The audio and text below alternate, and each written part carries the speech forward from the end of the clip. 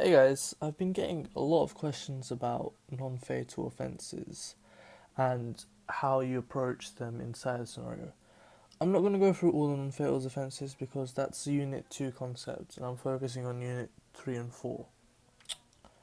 Um, and with regards to causation, it applies to practically every criminal offence, including GNM and all the involuntaries. And if there is a break in the chain of causation and there's another intervening act, then you must discuss what if it is substantial and operative and if it's a significant contribution to the victim's death. Anyways, I'm going to go through this paper here. I've produced an answer. I'm going to go through question 1. So let's go to the scenario first. So it's question 1, so you have to read the first half. So just after the ball had gone out of play during a football match, Anna tackled Beth very forcefully. The tackle bruised Beth's leg and also caused her to fall onto Charlie, a 4-year-old boy, who was riding a bicycle on the side of the pitch. Charlie's head struck his handlebars and he had suffered a long deep cut to his face. This led to an argument between Anna and Ellie, Charlie's mother. When Ellie later returned to her car, she found a note on the windscreen which read, "Watch out, I'll get you." She was so upset when she drove off, she crashed into a lamppost and suffered mild neck injuries. It was later discovered that Anna had written the note. So, the first question I'm going to go through is discuss the possible criminal liability of Anna for the injuries to Beth and Charlie and the possible criminal liability arising out the note on the windscreen of Ellie's car and including Ellie's subsequent crash. So it's 25 plus 5 for AO3, but I didn't get marked for AO3, so this is my response to it, and it's been marked. So, in respect to the injuries Beth sustained, the bruise on her leg, Anna could possibly face a charge of either assault or battery that caused actual bodily harm under Section 47 Offence Against the Persons Act 1861. Actual bodily harm is caused by an assault or battery, so we must prove this element first. With respect to the bruise on Beth's leg, this would be classed as a battery. The actus reus of battery is the infliction of unlawful personal violence. Unlawful violence can be classed as even the slightest touch without permission, Cole v. Turner. In Thomas, it was stated that touching the woman's skirt was equivalent to touching the woman herself. A battery may be inflicted directly it should say indirectly, as in Hayes says, sorry. That should be indirectly. And there may also be a battery where defendant advertently applies a force and wrongfully refuses to withdraw it, flagrantly vehement. Yeah, basically you get all that stuff. That's the basic facts. Then we go to the application. In the scenario, Anna inflicted unlawful personal violence against Beth when she had tackled Beth very forcefully. That's all you have to say about the battery. That's about it, because you've got more application to do. Actual bodily harm is defined as any hurt or injury. This is where I introduce actual bodily harm. I've gone through the actus reus of battery, so now I introduce actual bodily harm. Actual bodily harm is defined as any hurt or injury calculated to interfere with health or comfort of the victim, providing it is not merely transient or trifling, as in Miller. Bodily harm means injury and must be more than trivial and insignificant, Chan Fook. In R.V. Smith, the cutting of his girlfriend's hair was sufficient to constitute ABH. So that introduces ABH very well. In the scenario, the ABH was when after Anna had tackled Beth very forcefully, see I bracketed battery, which caused ABH as this tackle bruised her leg. Now I've been given a comment here. It says here, comment on whether the bruising is sufficient for actual bodily harm. So I didn't actually do that, but you should have done that. The mens rea for ABH is the same as battery or assault. There is no need to prove that Anna intended or was reckless as to causing bodily harm, and no mens rea is required for the bodily harm. Savage. This is where I talk about mens rea for battery. I started off with the actus reus, done the actus, introduced ABH. Now I'm doing the mens rea for battery. Mens rea for battery is intention or subjective recklessness as to inflicting unlawful personal violence. RV Venner. In this instance, Anna had direct intention as the ball had gone out of play, and only after that did Anna tackle Beth forcefully. Anna's main aim was to inflict unlawful personal violence on Beth, as in Mohan, thus satisfying the mens rea element. Overall, Anna is guilty of Section 47 Offence Against Persons Act 1861 ABH, and as she satisfies both the actus reus and mens rea, she may face a maximum sentence up to 5 years. So the first part of this question is done to a sound standard, and it tackles the ABH issue very well. Now we go into defences. As for defences, Anna could raise that of consent in relation to the bruise suffered by Beth as a result of Anna's tackle. This is a limited defence and is usually available in respect to minor crimes of assault and battery. For the more serious non-fatal offences, ABH and GBH, it can only be successfully pleaded if the activity arises is surgery including tattooing or body piercing, rough horseplay, or sport, as stated in the Attorney General Reference number 6 of 1980. In this instance, we can say that the activity fits under sport. State the relevant cases to the activity. So Barnes state criminal conviction should only be brought against the sportsperson if his/her conduct was grave enough to be properly categorized as criminal. In R.V. Billinghurst, the defence was accepted in the case of a rugby match. In the present case, even given the severity of injury, it is possible that Anna's conduct did not meet the threshold for a successful prosecution, as tackles are foreseeable in any football match.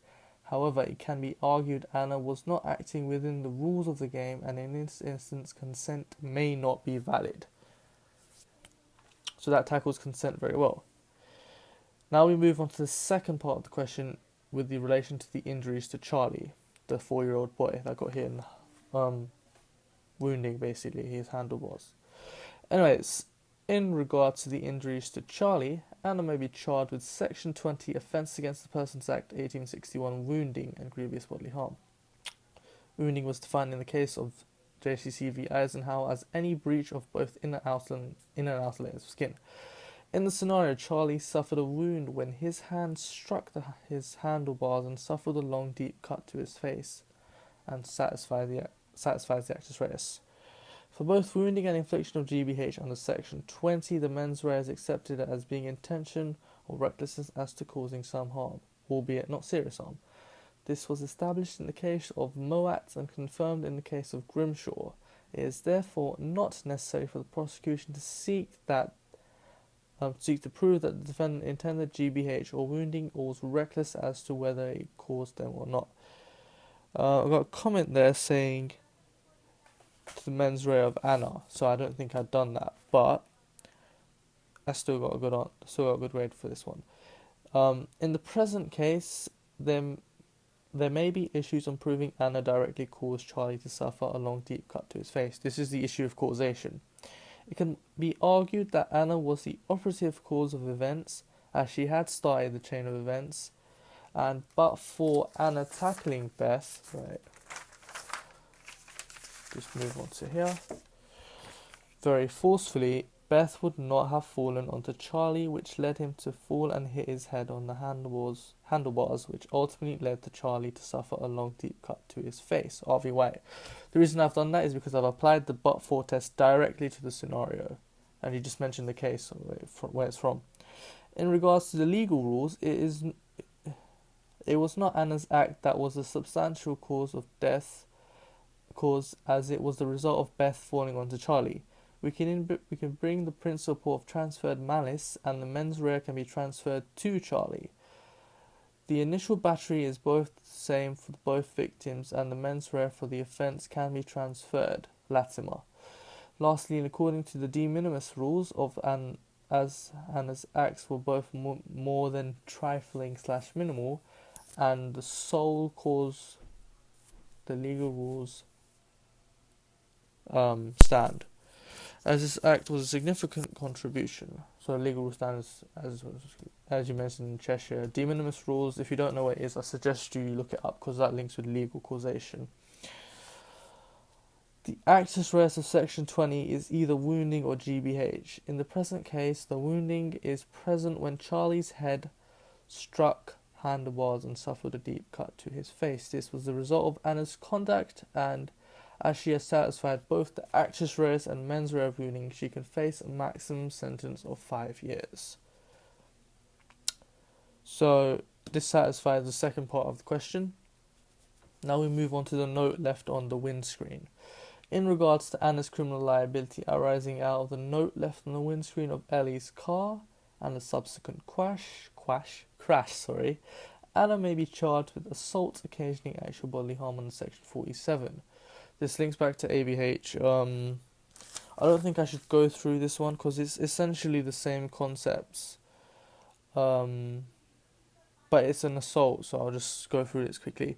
In this case, Ellie apprehended immediate and unlawful force when she found the note of Ellie's windscreen reading, "Watch out, I'll get you," and became upset. A threat of unlawful violence is sufficient, as Ellie believed it. Long to VDPP. That goes through actual bodily harm. I've done that already. I'll just go through. Okay. That's the legal rules of causation. Okay, there's the last paragraph here. I'll go through the causation because you guys need to know that. There is no doubt that Anna was both the operative and substantial cause of death, as her actions had directly started the chain of events by Anna getting upset and was substantial to amount to the ABH, as it led to the crash into the lamppost and Anna to suffer Ellie to suffer a mild neck injury. Smith, because of the causation factual rules, legal rules, sorry. This satisfied the legal rule of causation, and Anna's acts were more than a significant contribution. Cheshire. In regards to the factual rules, the but-for test can be directly applied to Anna. But for Anna having put the threatening note on Ellie's windscreen, this had led to Ellie to suffer being upset and led to the crash into the lamppost and to suffer a mild neck injury. White. Overall, Anna has both the actus reus and mens rea of ABH and can face a sentence up to 5 years in prison. Okay, this answer got sound A for the first part. This is potential content A, B, and C. So there's 3 potential contents in this answer, which is the ABH from battery, the with consent, the wounding, and also the ABH with assault. This answer got 25 here. It's a very good answer. So basically, you got 25 out of. Well, I don't think I got the AO3 marks for this one, but overall, it's a full mark answer. With regards to the length of the answer, I don't know if you guys are still watching, but it's a pretty lengthy answer, I know. I don't know if you can write this in the exam, but this is what I'm probably going to do in the exam if there's a question on these.